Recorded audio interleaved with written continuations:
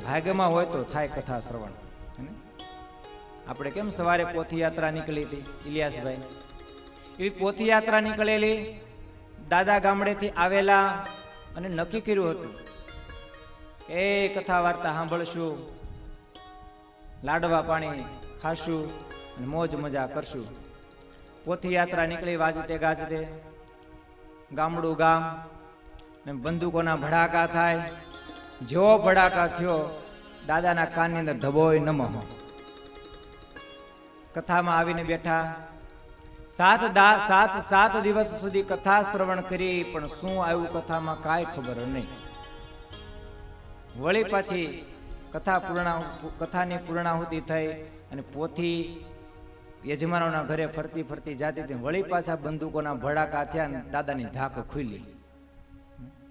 7 દિવસની અંદર શું આવ્યું દાદાને કાંઈ ખબર પડી નહીં. ભાગ્યમાં હોય તો કથા સંભળાતી હોય